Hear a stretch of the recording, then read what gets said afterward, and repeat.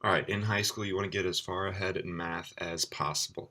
This is the huge bottleneck for engineering students, and by getting ahead, you're going to be so much further into your coursework and able to take other courses that are prerequisites that involve math. Take physics and chemistry courses.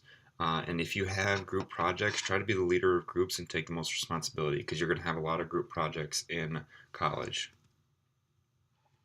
Also, take as much dual credit and AP classes as you can. I cannot stress this enough because it helps you so much in getting ahead in your coursework and especially if the credits transfer to your school. Next, work a job during the summer. This is going to help you as far as when you go to the career fair and for interviews. Take notes of these situations because they will come up with interviews. Times when you disagreed with your boss and how you handled it.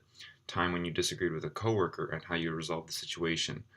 And then on top of this, save nearly all the money you can. This is the key part in being debt free for college is saving all the money you make during the summers that you work.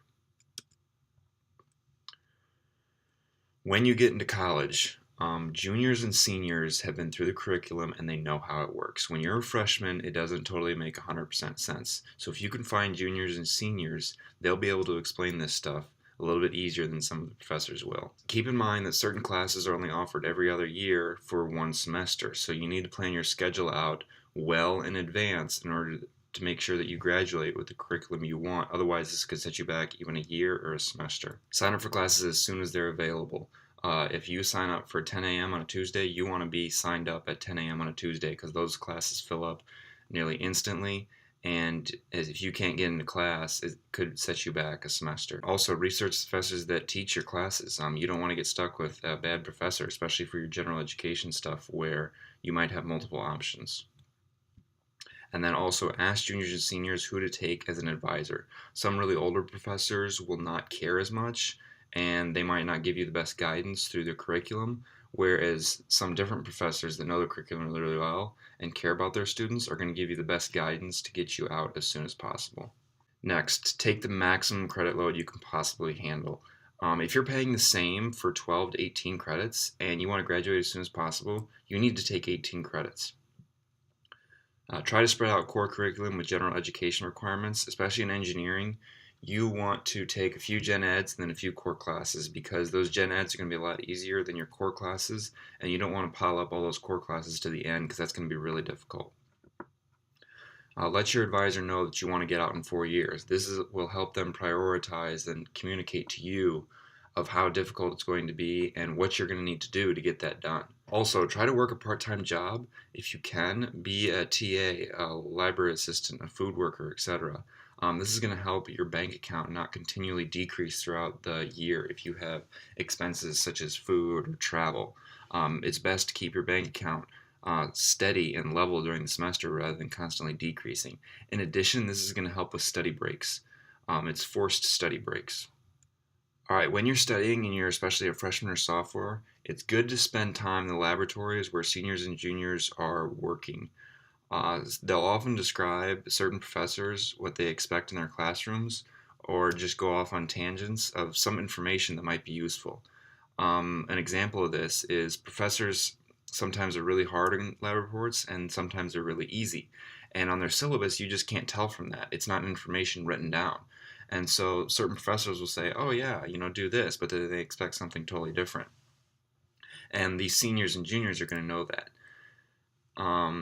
And they pick up the clues for these classes. And they'll also discuss how the professors write tests and whether or not the homework is going to help you with the test. They may say, you need to study the book, or they say, if you know the homework, you'll be fine. And they'll give you these situations of how to pass the classes really well and what to study.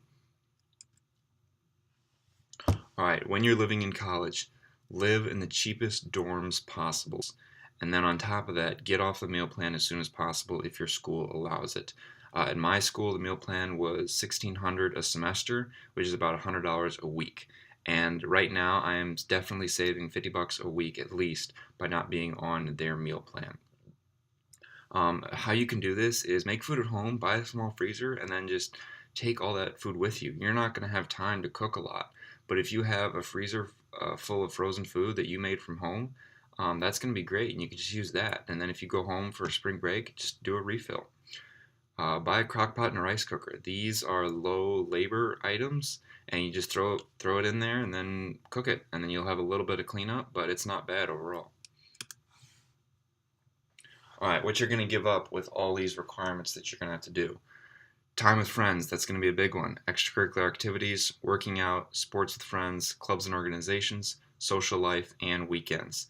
I got up at 5 a.m. every Saturday to do homework and did homework most of the days throughout college. And I gave up weekends so that I could graduate in 4 years. All right, finally, the career fair. You need to go to the career fair as soon as possible, even as a first semester freshman. Now, this is an important part that I made a mistake on. Advertise yourself by your credits, not your year in school. If you earned sophomore credits and you came in as a transfer student, and let's say you have 30 credits, but it's your first semester at that university, you're not a freshman. Advertise yourself as a sophomore. And by that way, you're technically legally a sophomore on paper, and you can advertise as such, even if you're not a sophomore in your coursework, as far as the core coursework.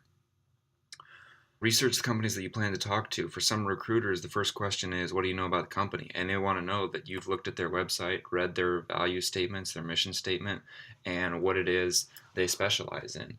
And that will show them that you took initiative and you're really interested in them. Now, if you get the opportunity or get an offer for a internship or co-op, these are some of the biggest mistakes I hear people make that limit their opportunities. First one I hear a lot is, I want an internship near home so I can save money. First of all, this eliminates most of your opportunities because where I come from, a lot of these kids are rural and there's just not companies where they're living at home. In addition, they don't realize that some of these companies, they'll pay for your housing. So if you have to move 500 miles, the company might say, okay, for your co-op or internship, we'll pay for your housing. And then you'll still make a ton of money doing that. So that's the biggest mistake I hear as far as students who make excuses of why they don't want to move off. And even if it does cost you money, you still gain that experience, which is just as important. So even though you might not make as much and you're still paying for housing, you still need to do it because that experience might carry over to another company that would pay for your housing that otherwise wouldn't accept you if you hadn't done a previous internship. Do not accept an offer on the offer call. I made this mistake once. No matter what the offer is, good or bad, evaluate before accepting. Just tell them you'll need to think about it, tell them a week or two, and then just get back to them. And then another mistake I hear people make, and this is really hard for freshmen and sophomores to understand, is I only want an internship, not a co-op, because I don't want to take a semester off of school. Now, a co-op is a summer and a semester, and an internship is just a semester. Most engineering companies now will want you to do a co-op, especially larger companies, because it takes about 3 months to train you, and then if that's all you have for the summer, then they lose you. So they don't get any value off of that. But if you're a co-op, they'll take 3 months to train you, and then let's say you might get 4 months of work in for them. So that's really much more value as far as them to the company. And some companies will just not even take you as an intern. They won't even consider you. And this may be a huge step into that company that you want to work for example. Don't be afraid that you're taking a semester off school because you're probably going to make a lot of money during that time as well. And that will definitely help in be keeping you debt free.